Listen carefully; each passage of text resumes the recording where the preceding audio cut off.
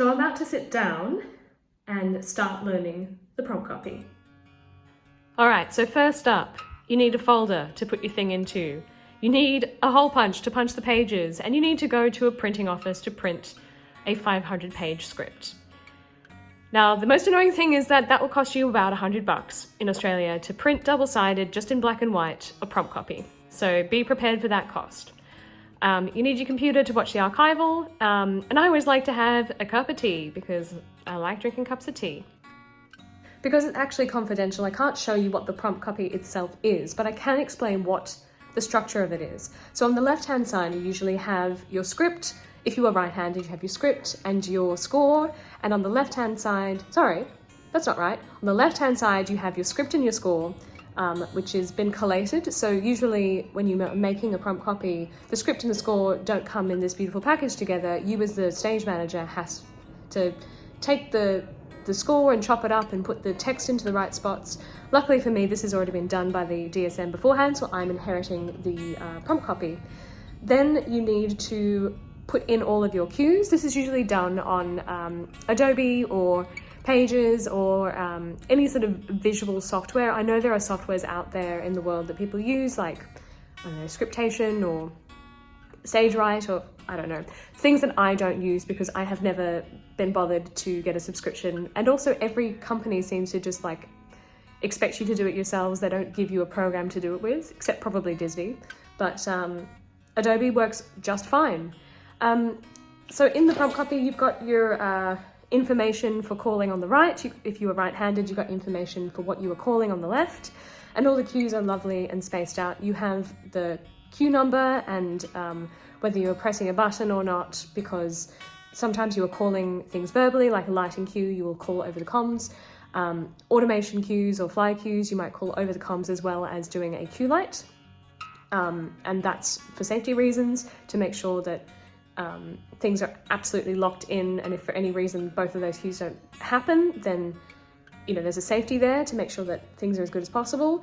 There's also a column explaining what the cues do, so how many seconds it goes for, what action you're looking for. It might have, I don't know, 2 seconds, Stacey walks stage left. And so when I'm learning the prompt copy for the first time, usually I would listen to the soundtrack to make sure that I hear it first, because I am a oral learner. I'm not particularly visual. And then I will watch the show, which I've already luckily done twice. First time I saw Come From Away was in New York, and I stood for a ticket in a completely packed house next to somebody from Gander who introduced himself and said, "Oh, I'm from Gander. I was part of the Come From Away experience," which was very, very cool. And I stood for the entire show. And it was the shortest show and the best show I think I've ever seen. And I did not even care that I stood for the entire 100 minutes. Second time I saw it was actually before the lockdown happened last year in Sydney. It was one of the last shows that Come From Away did at the Capitol Theatre, and half the audience didn't turn up because COVID numbers were skyrocketing. And me and my friends and my husband went being like, you know what, we're gonna go support these people. And we just cried because it was all about human sacrifice and goodness prevailing, and we all knew we were going to get locked down into our houses, and it was probably one of the last shows that was ever going to happen from Come From Away. Little did I know that I was going to be part of the Come From Away family. So, those are two very lovely experiences to take forward with me. But, so I've seen the show a couple of times. I'm now going to watch an archival, which is like a front of house vision view with the music director in a corner. So when you're calling a musical, you are watching the music director give like conducting cues. This conductor is also playing in the band. So the conducting cues are not always like, sometimes they are just like head movements, or, they're going to press the keys down, or in this case, maybe even play an accordion. So I'm going to watch the archival. I'm going to read along with the prompt copy script and start learning where the beats go. And when you're calling to a musical, it's musical. You are calling the LX cues on the beat 1, the beat 2, the beat 3.5, on that word, on that movement. It's very specific.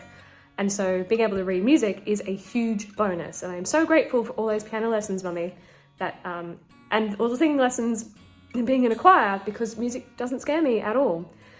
So yeah, I'm really excited. This is like one of my favorite parts of learning to call, which is sitting down with a cup of tea, going through the score.